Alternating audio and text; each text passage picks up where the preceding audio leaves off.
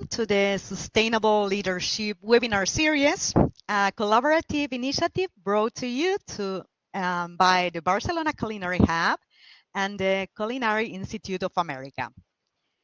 This groundbreaking series is dedicated to exploring the innovative practices and strategies, insights necessary for leading the culinary world toward a more sustainable and prosperous future.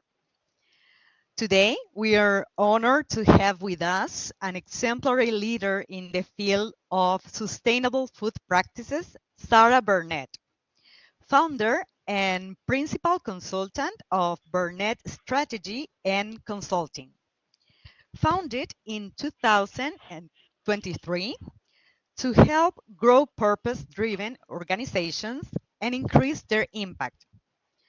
From nonprofit industry collaboratives to leading consumer brands, Sara helps clients craft bespoke sustainability and communication strategies.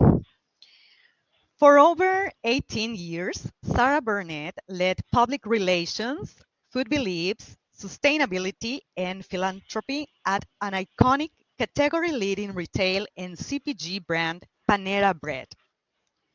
She began her career as a scientist and supply chain expert with Panera, was in its early growth phase.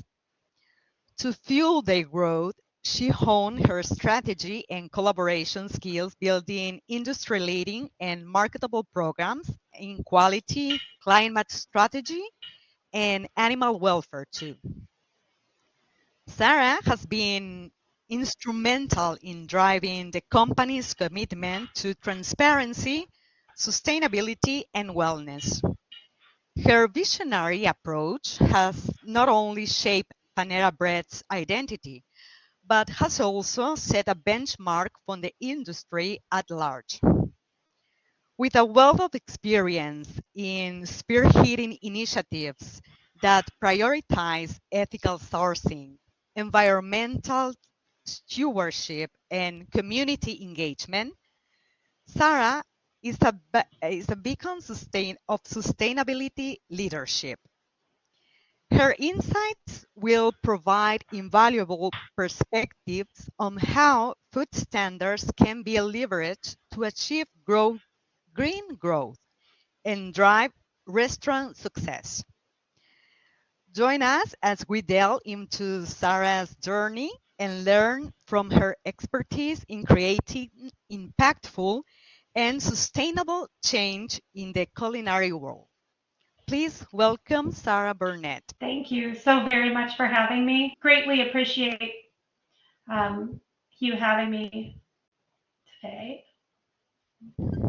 And as we talk about green growth and leveraging food standards for restaurant success, because whether you're a chef, a restaurateur, or a business strategist, sustainability is sure to be top of mind for you.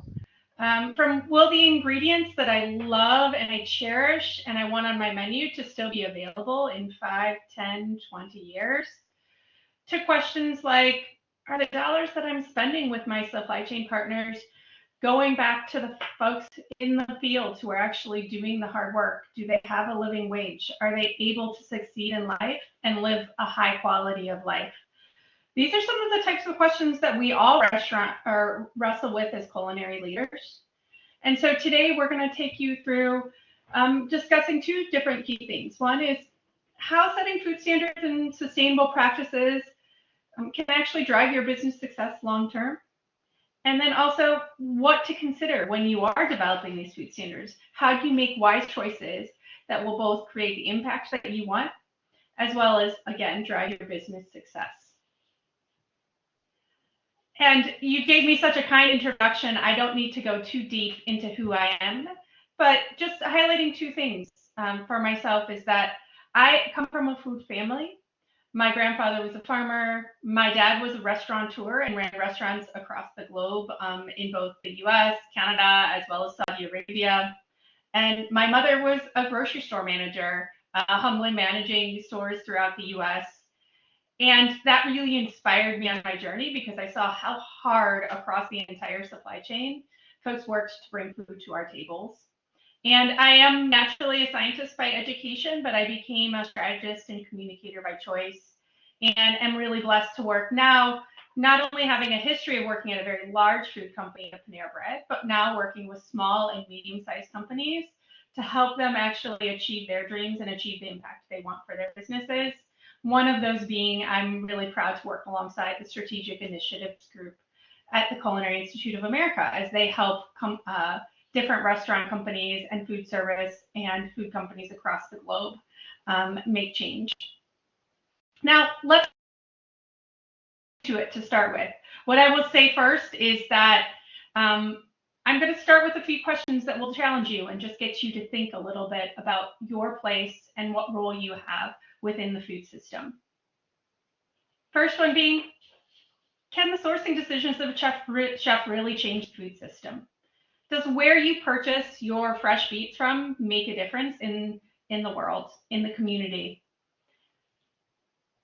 If that doesn't resonate, what about, can your menu descriptions entice guests? Can it actually not only get them to really get excited and have their mouth water, but it can actually drive them to choose healthier items and increase the profitability of your business? And then last, can your actions reduce the carbon footprint of global food production? Especially when you're a restaurateur of a single store or 10 stores or even 50 stores, it's really hard to see how your decisions could impact the global food systems. But the reality is, as culinary leaders, we have an immense impact and powerful choices to make about where we source ingredients, what types of ingredients we source, and what we choose to put on our menus. And so I would say that you are, always going to be challenged by questions like this. And my emphatic answer to each and every one of these is yes, you have powerful opportunity to do more than just sell sandwiches, make great pastries, whatever it might be that's your passion. You have an amazing opportunity to do more and have a bigger impact. And the reason why is because as culinary leaders, we actually have influence on the 3 key drivers of change within the food system. And these are really exciting for us to think about. First, the supply chain is completely interconnected. Within the supply chain, from field all the way to fork, every single step of the way is interconnected. What a restaurateur demands from their supply partner, even if that's a broker, goes all the way back to the field level and can impact everything as small as, what variety they're planting to something big of what types of pesticides you might use on that farm. And so don't ever look past the fact that our decisions can impact the entire supply chain and are powerful. The second is consumers. We have the opportunity to influence, inform, engage, educate, and excite consumers.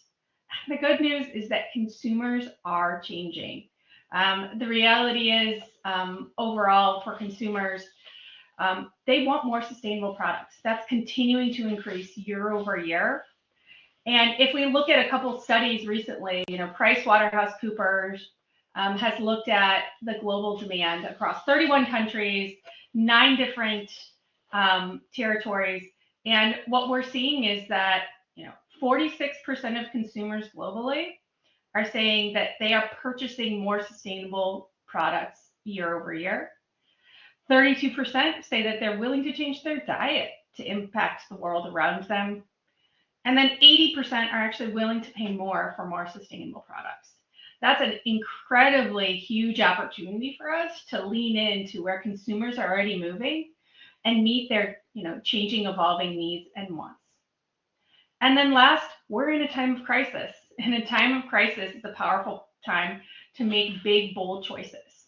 And those 2 crises that I would highlight for us are diet-related disease and the climate crisis.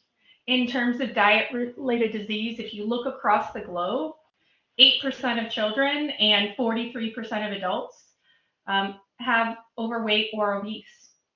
And that has extreme impacts on their longevity and their quality of life. Second, the climate crisis, as we all very likely have experienced impacts of already. In fact, 9 in 10 people globally are saying that they've already experienced impacts of the climate crisis. And we also know that, over a third of greenhouse gas emissions actually is a result of food and agriculture production. These three areas are huge drivers of change, but huge opportunities for us to influence and make change. And with that, let's talk about some ways that some companies and case studies of folks who have made change and who have leaned into some of these really big problems and taken some big and some steps to create real impact. First off, I'm going to start with something that's close to home for me and close to my heart in terms of a case study at Panera Bread. And it really starts out with this provocation of how do you stand out and stand up in a world of endless green claims and better for you products and brands. Right now, the hot button topic is regenerative. Everybody wants to talk about regenerative ingredients and regenerative farms that support their business, which are really smart. But Panera Bread back in 2013 was fighting with these words in this word cloud that might seem simple, but they were the consumer concerns of the time. What's truly healthy? We want low cal, low fat, paleo was there, vegan and vegetarian were there, but we were talking about some kind of very high level issues that consumers were conflicted about. And at Panera Bread, we were having this conversation about what do we stand for? How do we stand out in a sea of lots of competitors who are doing really good work? And for us, we were having the conversation in boardrooms, and we were having very practical conversations, which is often where this starts. We're saying, how do we remove artificial trans fats? We know they're going to get outlawed soon, and we know they're not good for you. How do we label calories on the menu? Because we know it will eventually become a regulation, but more importantly, our consumers want that information. So we're doing these really practical things. But we decided to take this actually back to a much higher level question and say, what do consumers really care about? What do people really care about? And it brought us back to a really human question, which is, what's food that I serve proud to serve my own family? What do I want to put on the plates of the people that I care about the most? And for us, that led us to a bold commitment. And that bold commitment was going clean and removing artificial additives from our menu. And this was very interesting at the time because while we were having the conversations in 2013, it took us until 2014 to actually make that commitment publicly. And we committed to remove artificial colors, flavors, sweeteners, and preservatives from our menu. And what was really interesting about this is we hadn't done the work yet. So many of these ingredients and additives were still in our food. But we knew that if we could achieve this bold goal, that we would gain customer loyalty, we would attract more people to our brand, and we would solidify our brand position as a leader in wellness and food quality. And so we took that bold step of putting this commitment out there and saying, in 2 years, we will achieve this. And I think that in addition to, speaking into what we wanted to be as a brand in the future and knowing that this would lead us to a stronger business and a stronger consumer relationship, we also knew that saying it publicly would hold our feet to the fire, and it ensured that we would get the work done over the next 2 years. And that work was really, really difficult. It started with first, like many commitments that you'll make in terms of setting food standards, actually making a really robust definition of what you want to do and what you want to achieve.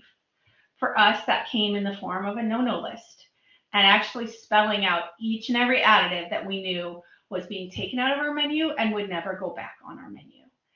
And we did this by partnering with many, many experts, but also the simple, basic, let's pick up a highlighter and look at our own ingredient statements and look at where we're at today and say, do I know what that ingredient is? If not, why is it in my food? What purpose does it serve? And we went through that exercise to identify over 120 additives that we removed from our food. And it took our chefs and supply chain partners 152 reformulations out of 400 ingredients that we reviewed over 2 years. And we achieved that bold goal, which was really exciting. And it was really exciting from a technical standpoint, and from a food science standpoint, it was an astronomical feat. But I think what was even more exciting for our business was what it did for our business over time. Clean food became the foundation of a 3-year marketing campaign called Food as It Should Be. And that campaign led us to industry-leading double-digit same-store sales. At that time, we had approximately 1,800 bakery cafes across the country. And our stock became market-leading. We had incredible results over those 3 years' time. But then when we think about long-lasting benefits of that, it increased our relevancy, it increased our brand affinity, and it increased our guest frequency, which for us was very, very powerful. And that was really the opportunity for us to turn this short-term results of sales into long-term growth for us. And then last but not least, I would say we can't negate the impact that this commitment had on the industry.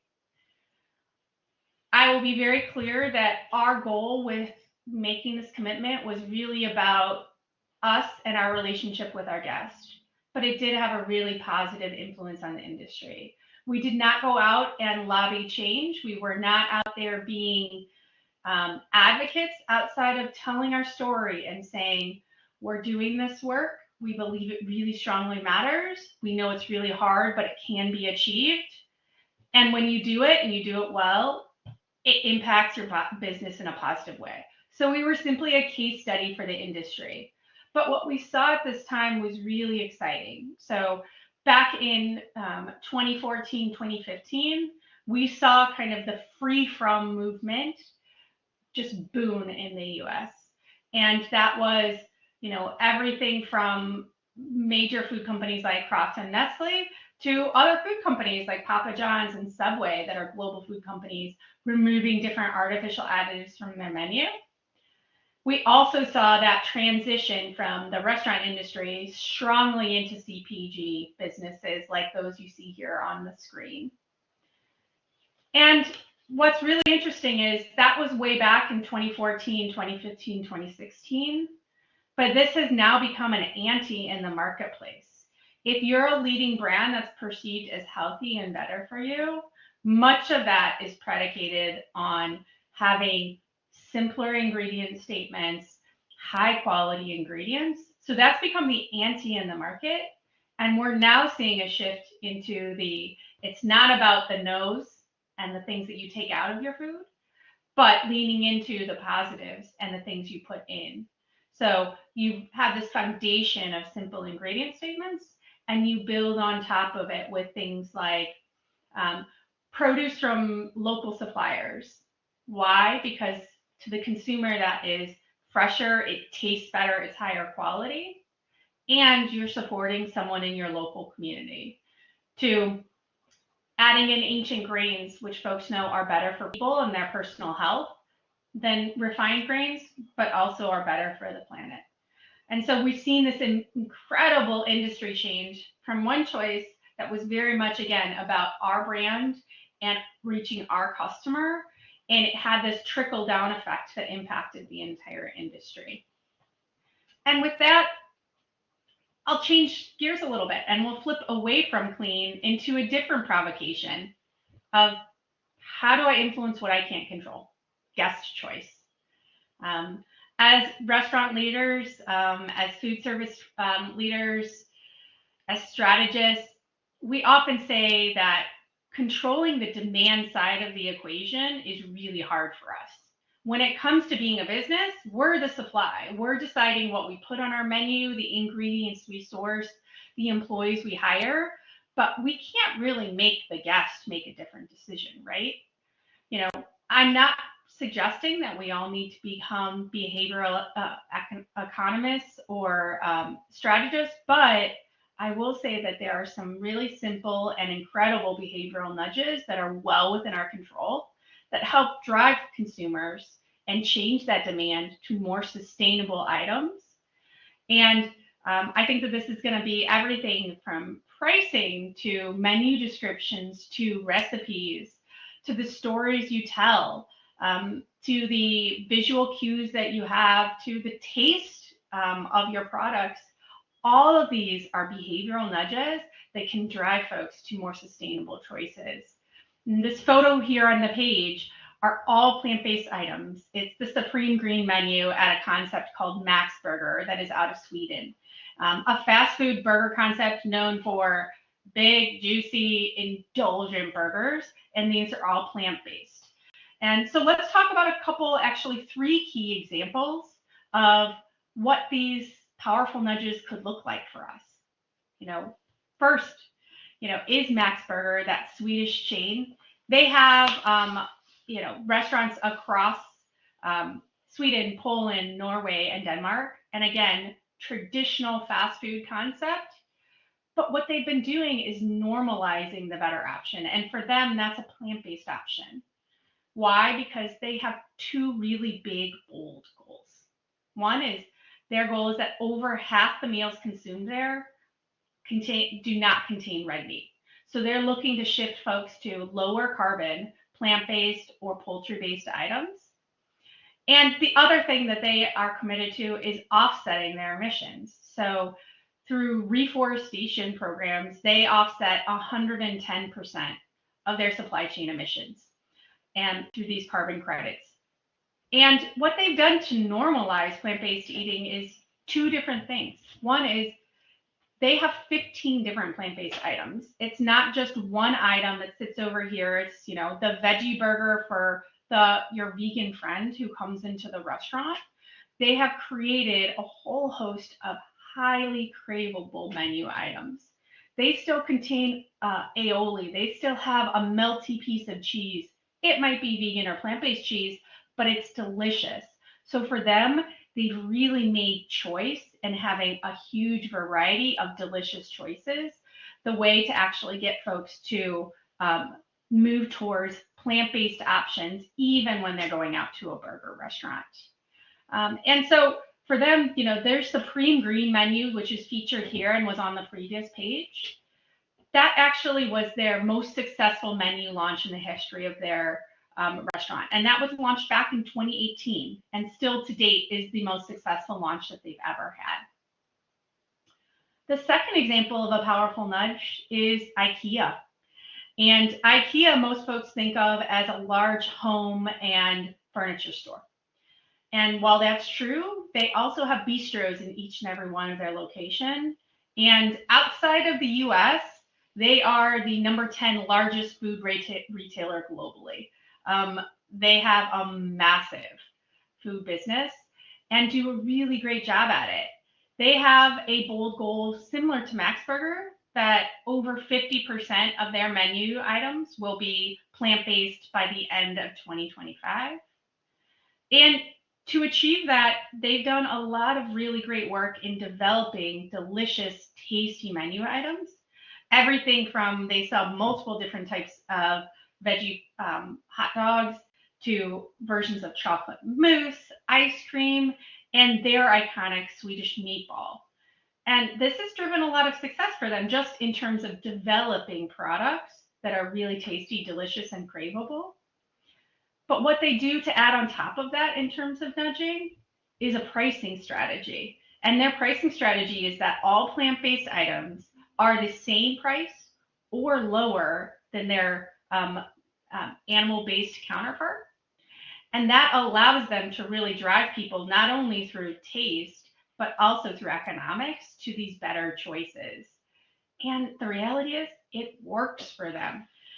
In fact, in some of their locations, they are actually seeing that for Swedish meatballs, almost half of the purchases are the plant-based variety rather than their traditional lamb Swedish meatballs.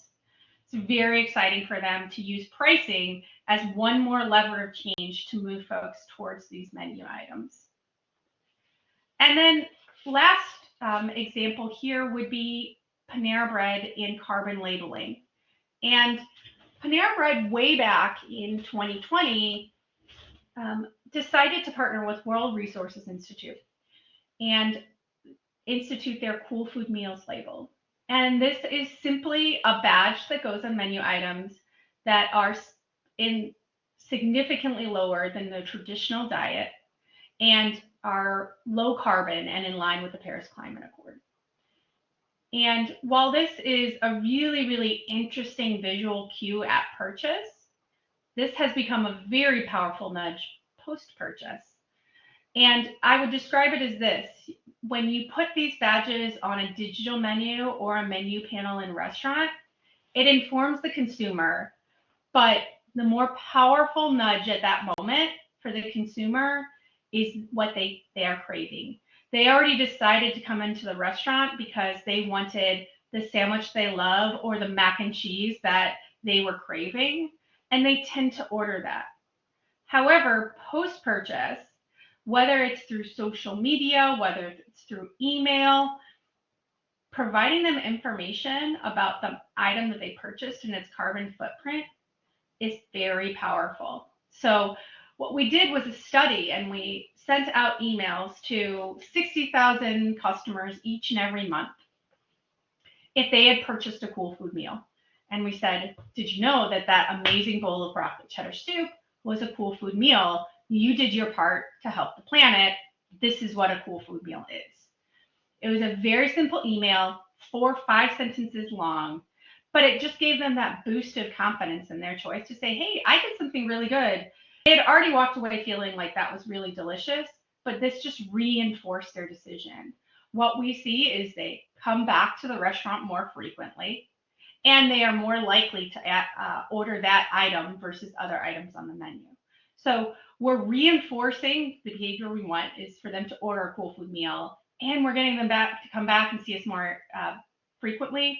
It is a double win. It's a win for sustainability, and it's a win for the business. And there's many ways that concepts do this. The Chipotle does an incredible job of this as well. And instead of using email post-purchase, they use the receipt. They put interesting facts about your meal, both the carbon footprint of it, if it uses less water than a traditional meal, if it uses less land than a traditional meal, if it is antibiotic-free meat. They put those claims actually on the receipt, so post-purchase, the consumer walks away with kind of a pat on the back. It's them getting to feel good about their choice.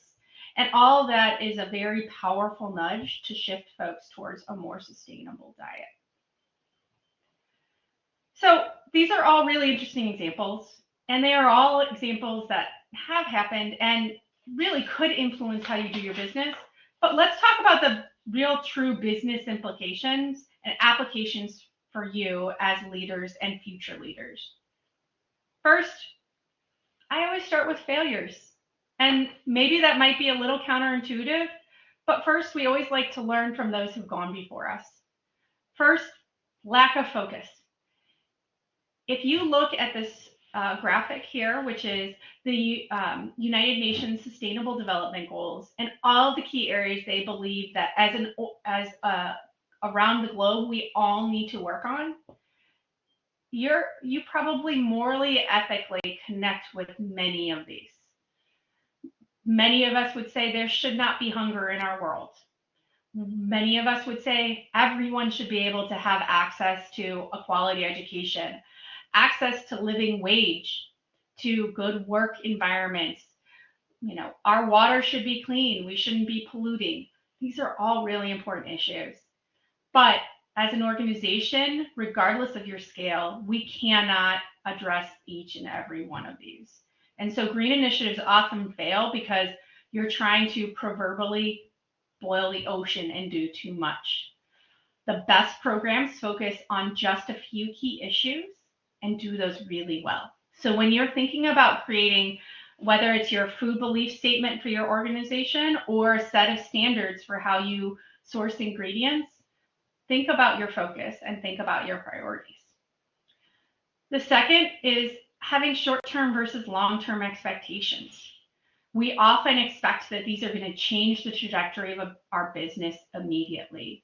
And the reality is some of these do take time, especially when you're doing really difficult work in the supply chain. It takes a long time to tell that story and engage your consumer in it. And it also, in many ways, takes time to implement some of those programs. So being able to source an ingredient, for example, flour that came from wheat that was regeneratively grown, it might take you a year to find the partner who's going to be able to consistently do that for you. So having realistic expectations about, one, when you can achieve your goals, but also the impacts that it's going to have on your business. These things are going to impact long-lasting changes and levers like consumer affinity, their brand love. Those all don't change sales overnight. They change sales over months, years, decades. So they're long-term investments in your business. Related to that is under communication. People get worried to talk about this when they're on the journey. They want to wait until they're completely done. And I think the more compelling case is to say, talk about the work that you're doing while you're on the journey. Include your consumers, include especially your employees who will be engaged and excited to work for you as you're on these journeys. So don't be afraid to communicate. Be honest and transparent. Don't claim what you shouldn't, but include folks on the journey and tell the story as you go. Then number 4 would be prioritizing differentiation over total impact. Different leaders look at this as different ways, but the reality is this is not an and or an or. You can create impact programs that will differentiate you, help you stand out from the competitor, and have real impact. And the goal is to have the and. And often leaders will naturally default to what is the program that is going to help me drive sales, market myself better, and that differentiation is going to drive their decisions over impact. And I encourage folks to look at the and, where's that balance between the two? And then last but not least, why initiatives fail is weak commitment. When times get tough, we walk away. There's no tougher time for many businesses than there was during COVID. So it's an incredibly challenging supply chain for folks across the globe.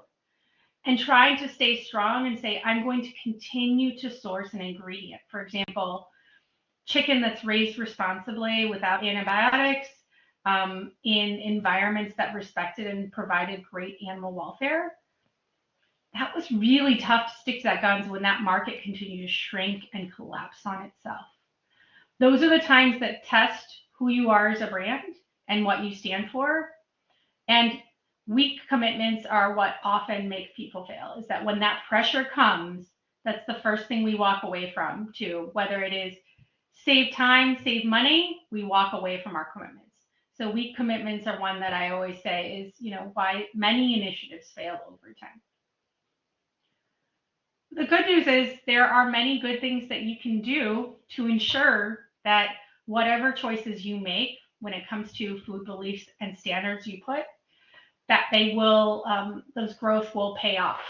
One is mission alignment and saying, who are we as a brand and how well does this commitment align with our values and who we are authentically and organically.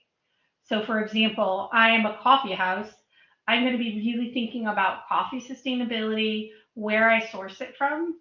And I might be thinking about, for example, getting dairy from local dairies and how that's sourced and how the cows are treated and the quality of that milk that I'm using, because those are the two key things that impact my business and I care really deeply about.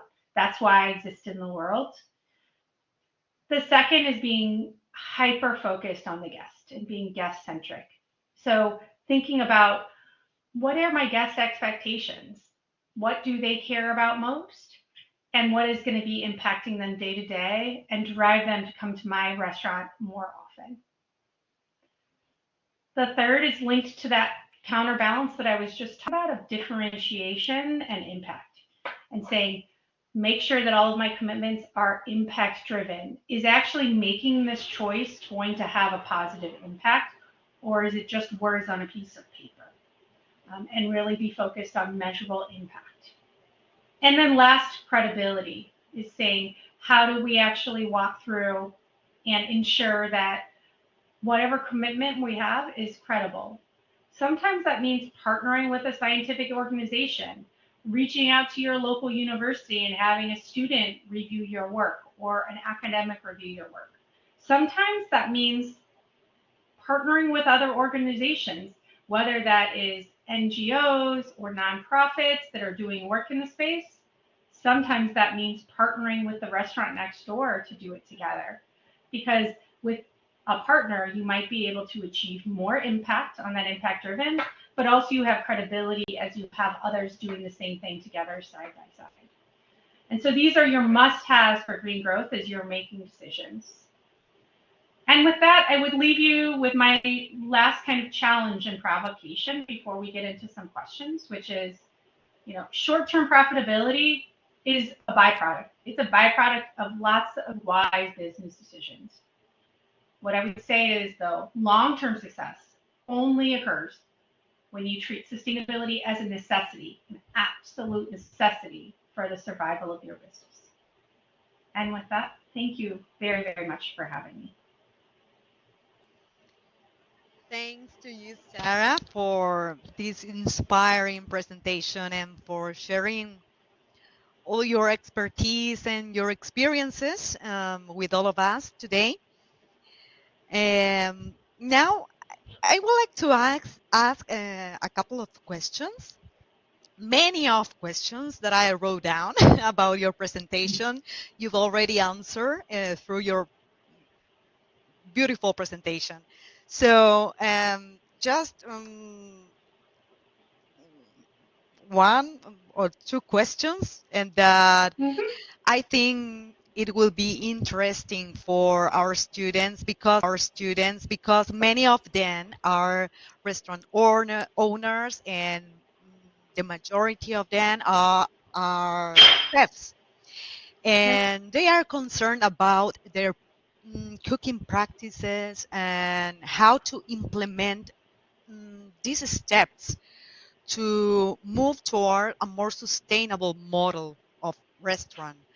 So, in your experience, what are the first steps that you think they have to do to start integrating green practices into their operations?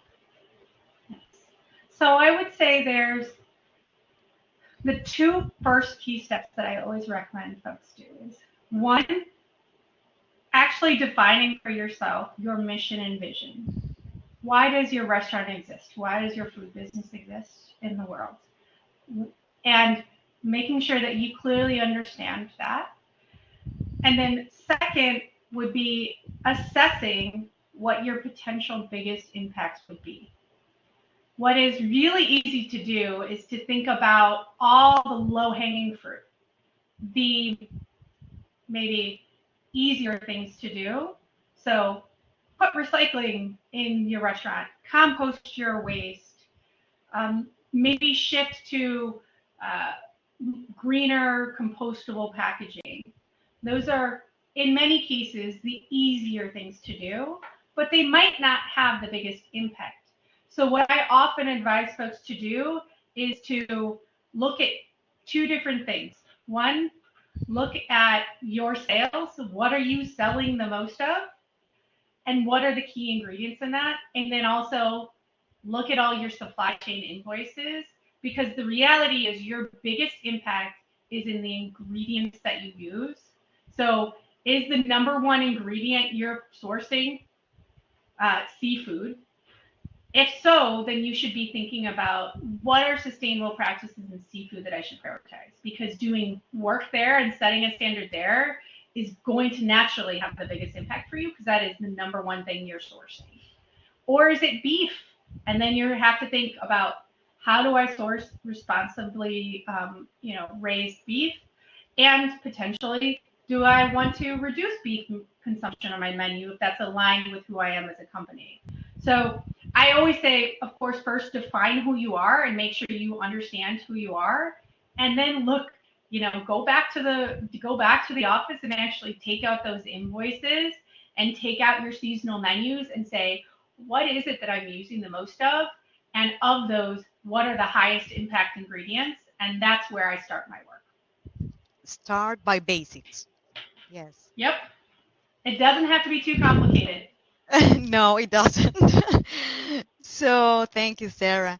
And another question that I think it could be very useful for them is, you presented some examples of companies that already do the work and analyze their practices and implement a new model, such as IKEA or Panera Bread or Max Burger.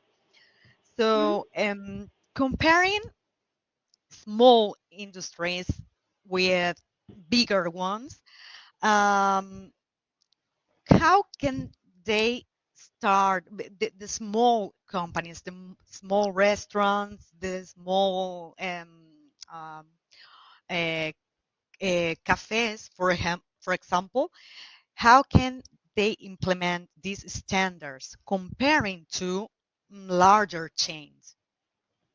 Yeah. Larger chains naturally have more resources to do what I would call the more technical work of, for example, calculating the carbon footprint of every menu item. That's very costly and time consuming. And so, to your point, that might not be practical for a smaller concept. But as a restaurant concept, there are lots of resources out there for you to help you understand. For example, there's a very simple, and Barilla has an amazing double food pyramid that shows you kind of the carbon impact of certain ingredients. There's some that are at the top of the pyramid that are really carbon intensive, and some that are less carbon intensive at the bottom. And looking at some of those simple data points that are just saying, we know that beef and meat from ruminant animals has the biggest carbon impact significantly by orders of magnitude. So for a small concept, maybe it's not about calculating the carbon footprint of your menu, but maybe it's saying, okay, I offer 4 dishes that have meat from ruminant animals.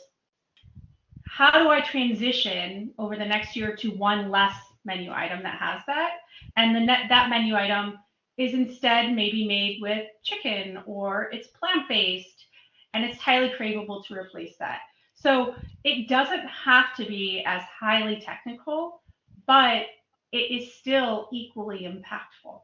And so I would say starting small and not feeling like you have to do the big, huge kind of technical study behind it, but use some of the practical resources that are out there for chefs, much of which is from the Culinary Institute, but also from organizations like World Resources Institute, Google Food. There's so many different resources out there of how to shift and nudge and make simple switches to make a more sustainable menu. Okay. Sounds more easier than when you explain that. Sounds easy to implement these changes. Many times people are afraid of making changes because they think it could be very difficult or a very expensive change. So maybe this misconception stopped to change the model. But as you say, it's easy if you start with basics. Just another question, the last one, about training and education that probably you need to implement this or be on the day with this topic. And what do you think is what kind of training is required for restaurants or restaurant staff or restaurant owners to adhere to green food standards effectively? You need I a special training, or what do you think about it? No, I think that often we think that in order to do some of this work, we have to be subject matter experts and scientists who understand this at a deep level. I actually believe that we don't need that because there are so many simple, straightforward things that we can get access to in the public domain, like that double food pyramid that says it's very simple. If you eat less red, if you instead of eating red meat, you eat chicken, you're going to have a lower carbon footprint. It's as simple as that. Um, if you replace dairy milk with oat milk, in one dish, you're going to have a lower carbon footprint. So some of these are really simple things that there's plenty of information out there to support. What I would say where I always start folks with is actually the menus of change principles from the Culinary Institute, because it is a really helpful guide of principles that can guide a healthy, sustainable menu. And so I start folks there. And then I say, depending on which of those principles you're really interested in, you can dig in to learn more. And there's plenty of public information around that. When it comes, though, to once you make a decision about something, I think keeping it simple for your staff to say, I'm making something up for carbon footprint as an example. If you say, hey, we're going to serve less beef because one, and always our goal as chefs, I made this craveable new dish that I want to put on the menu. That's always priority one, right? So I made this craveable new dish. It happens to not contain beef anymore because we wanted to reduce the carbon footprint. Reducing the carbon footprint is important for two reasons. One, we're in the middle of a climate crisis. Two, a third of global greenhouse gases come from food and agriculture. That's the why. It doesn't have to be more complicated than that. And I don't think the teams have to, in order to feel good about that and support that, they don't always have to know, okay, well, why is chicken lower than beef and get into all the technical background on that. They really need to understand, what am I doing now? Why am I doing it? And what impact is it going to have on the world? And if we can answer those three questions, then I think we're making a wise decision ourselves and we can communicate to our staff really effectively. So a clear communication and many of the cases, common sense on the decisions you make. Okay, Sarah, thank you very much once again for your wonderful presentation, your meaningful work. I'm sure is very important to um, gastronomic industry, gastronomic field, and our students will be really thankful and grateful for these insights and all your expertise and knowledge on the topic you covered today. So, if we hope you enjoy this presentation as much as we did, and we hope to see you soon in another time in another presentation. Thank you very much. Thank you so much. Thank you for having me.